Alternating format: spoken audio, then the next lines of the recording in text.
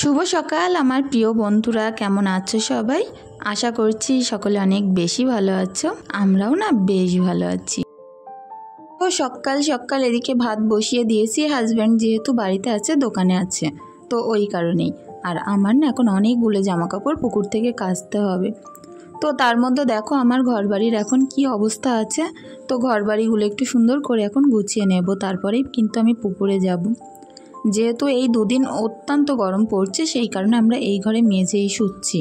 আর মেঝেই শুলে না অনেকখানি জায়গাও পাওয়া যায়।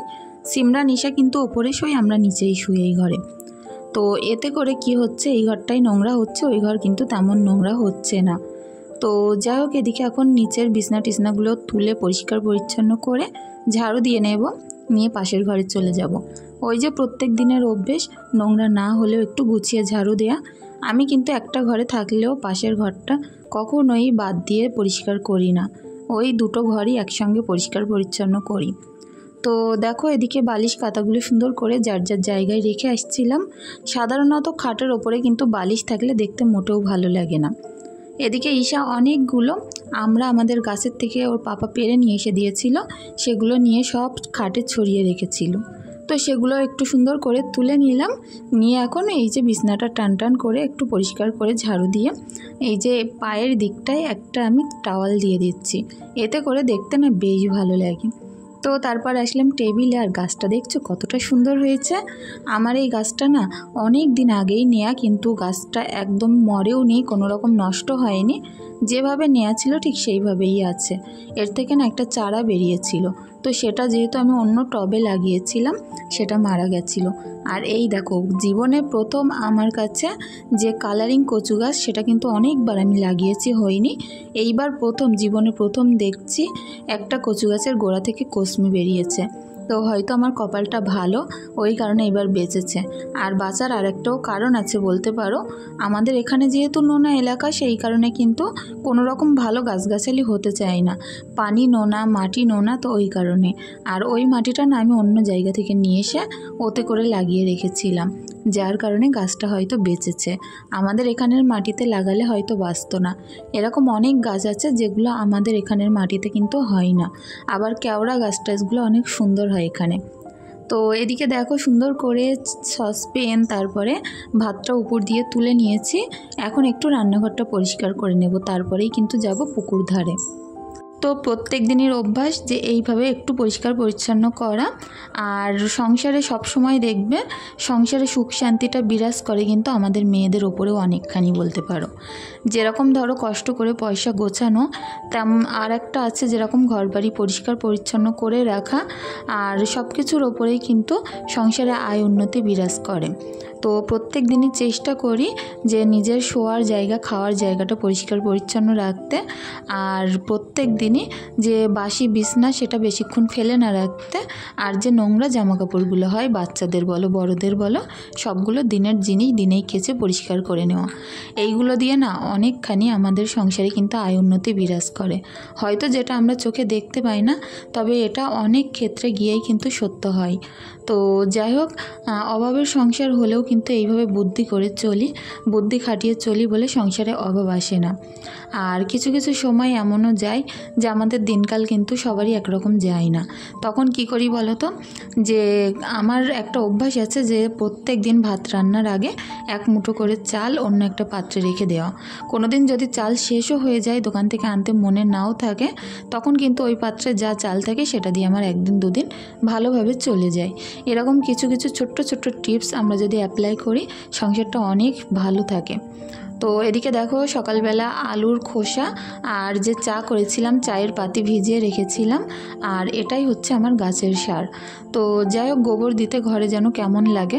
আর সাধারণত ঘরের কোনো জিনিসে গোবর দিতে নেই, ওই কারণে আমি কিন্তু ঘরে কোনো গাছগাছালির গোড়ায় গোবর দেই না। এরকম একটুখানি যা আমি চা পাতি বলো কি যে কোনো খোসা বলো সবজির, সবগুলো আমি ভিজিয়ে রেখে দিই। এটা পোষলে না আরও বেশি ভালো হয়। তো আমি যেহেতু সকালে আলু কেটেছি, দিয়েছিলাম, এটা পচেনি, তবে কালারটা বেরিয়ে এসছে ওর থেকে। তো সেগুলো আমি সুন্দর করে এখন দিয়ে দিলাম প্রত্যেকটা গাছের গোড়ায়। আমার গাছের গ্লোগুলো দেখো তো কতটা বেশি সুন্দর গ্লো করে, একটাই কারণ যে ওদের পরিচর্যা এবং যত্ন। সব জিনিসই দেখবে যদি যত্ন দেওয়া হয় তারাও কিন্তু আমাদের অনেক বেশি ভালোবাসা ফেরত দেয়। হয়তো একমাত্র মানুষই বোঝে না, তাছাড়া কিন্তু অবলা জীব বলো, তারপরে প্রাণী পশু, এরা কিন্তু সবাই বোঝে। তো যাই হোক, আমরা মানুষ জাতি একটু যা আলাদা, তাছাড়া প্রাণীদের ভিতরে অনেক বেশি ভালোবাসা থাকে আমাদের মানুষের তুলনায়। তো এই কথাগুলো বলার একটাই কারণ যে কিছু কিছু মানুষ কিছুদিন আগে পর্যন্ত যারা আমার সঙ্গে ভালোভাবে মিশেছে, ভিতরের অনেকগুলো মনের কথা শুনেছে বুঝেছে, তারাই এখন পাল্টি খেয়ে এমন একটা ব্যবহার করে, সেটা কি বলবো। তো যাই হোক, দূরে থাকারই চেষ্টা করি, খারাপ মানুষ আলাদা থাকাই ভালো। এদিকে দেখো সুন্দর করে এখন ফলগুলো কিন্তু ঝুড়ির মধ্যে গুছিয়ে নিচ্ছি। আর আমরা মানুষরা কিন্তু সবার কাছে আমরা কেউই ভালো হতে পারি না, কারোর কাছে ভালো আবার কারোর কাছে খারাপ, এটা কিন্তু প্রত্যেক জায়গার নীতি, প্রত্যেক মানুষের নীতি।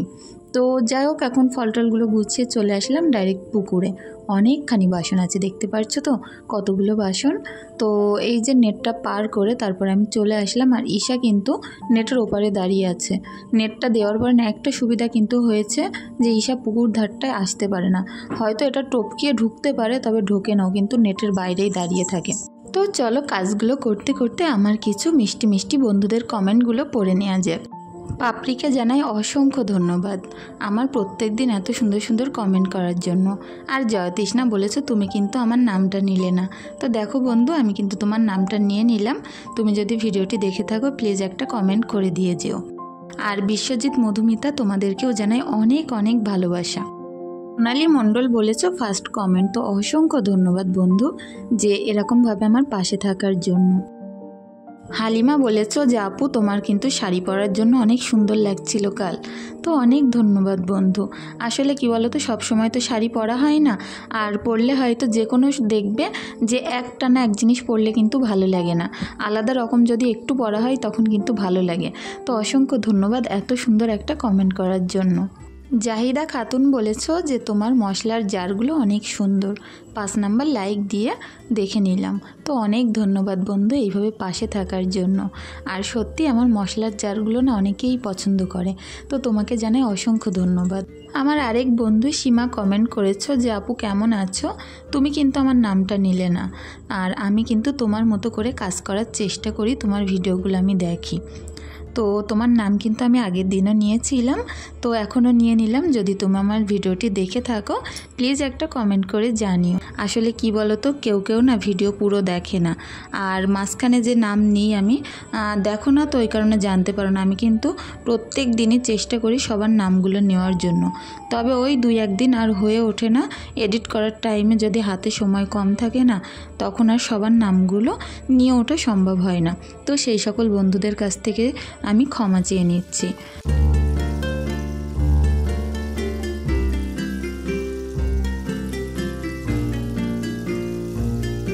তো দেখো তোমাদের সঙ্গে গল্প করতে করতে সুন্দর ঝলমলে রোদ্দুরে এত সুন্দর প্রাকৃতিক দৃশ্যের মধ্যে কাজ করে নিচ্ছে, কতটা যে ভালো লাগছিল কি বলবো। আমার এই পুকুরের শানটায় যে কত দিন কাজ করতে পারিনি, কারণ এত বেশি পানি উঠে গেছিলো না, এখানে কাজই করা যেত না। এখন কিন্তু বেশ ভালো লাগছে। আর হয়তো অনেকের রোদ্দুরের জন্য গরমের জন্য কষ্ট হচ্ছে, তবে আমার না বেশ ভালো লাগছে। কেন বলো তো, আমাদের তো ফাঁকা মাঠের মাঝখানে বাড়ি, এখানে যদি বেশি জোরে বৃষ্টি হয় তো পানিতে ডুবে যায়। আর উঠোনে না নামা এর যে কি কষ্ট সেটা আমরা জানি। একটা জামা কাপড় মেলা যায় না, তারপরে উঠোনে কোনো কিছু শুকাতে দেয়া যায় না, প্রচণ্ড অসুবিধা হয়। আর যেখান থেকে আসা হয় না কেন, পা সমান হাঁটু সমান কিন্তু পানি থাকে। তো ওইগুলোর হাত থেকে বেঁচেছি এই কটা দিন। রোদ্দুর হলে গরম হলেও না আমার দিক থেকে অনেকটাই ভালো লাগছে। তো বেডশিট টেডশিটগুলো একটু পরিষ্কার করে ধুয়ে দিচ্ছিলাম, আর হালকা করে থাবা দিয়ে দিয়ে ধুচ্ছিলাম, কারণ ওগুলো কিন্তু মোটেও নোংরা নয়। হয়তো 2-1 বার করে পাতা হয়েছে, 1-8 দিন করে থেকেছে। যে কোনো জামা কাপড় বাচ্চা কাচ্চা দেখবে গায়ের থেকে কিন্তু খুলে দেয় যখন, বাচ্চা কাচ্চার জিনিসপত্র নোংরা হয় না, কারণ ওরা দিনের ভিতরে যে কতগুলো জামা কাপড় পরে তার ঠিক নেই।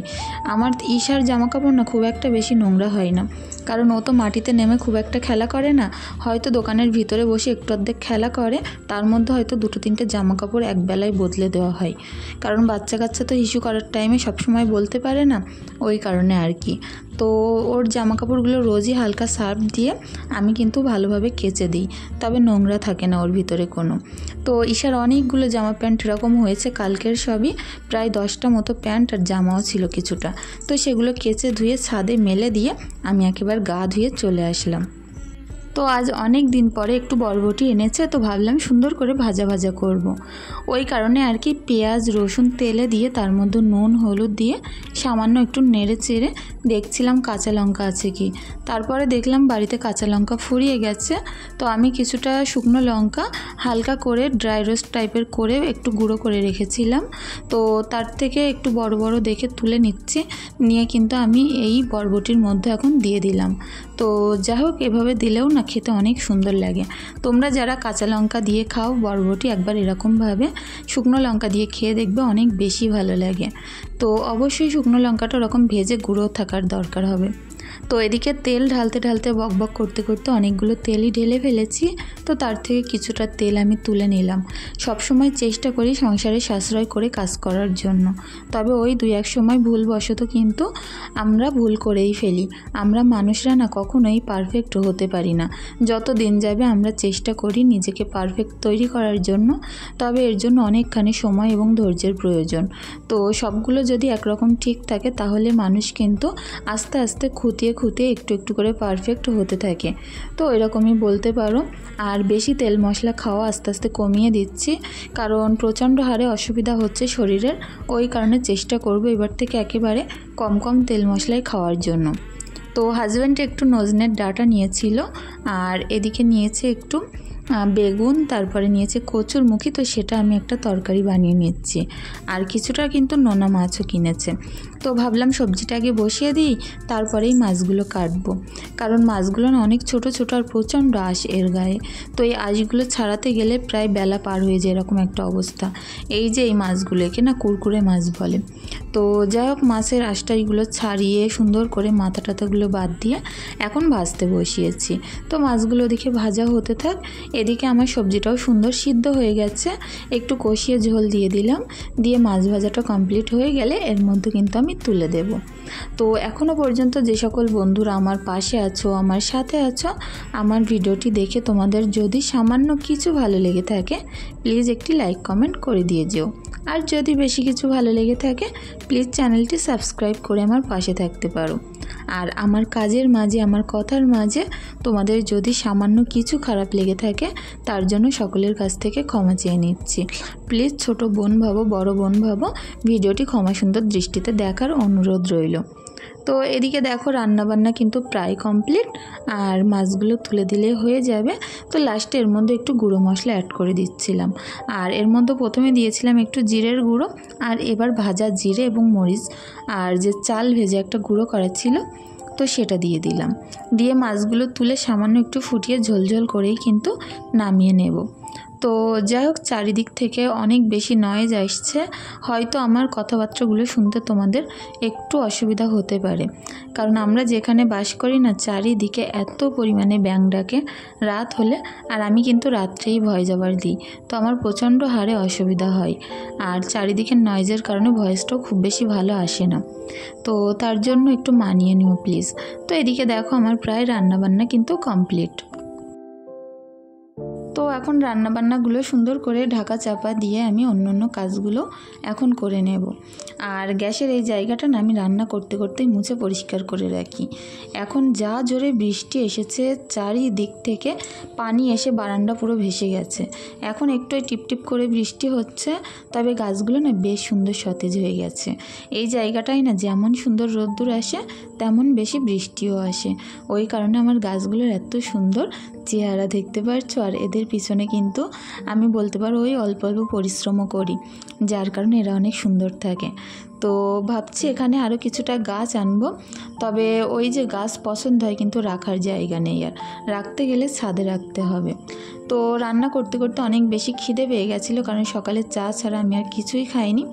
সকালে যেহেতু কাঁচা ধোয়া করা হয়েছে, আর কাঁচা কুচি করলে না প্রচণ্ড হারে খিদে পায়, তো ওই কারণে এখন আমি 1 গ্লাস এখন এই যে ছোলার যে ছাতু হয় সেটা গুলে নিচ্ছি। এর মধ্যে একটু বিট নুন, একটু বাতাসা দিয়ে কিন্তু সুন্দর করে ছাতুটা গুলে নিচ্ছি।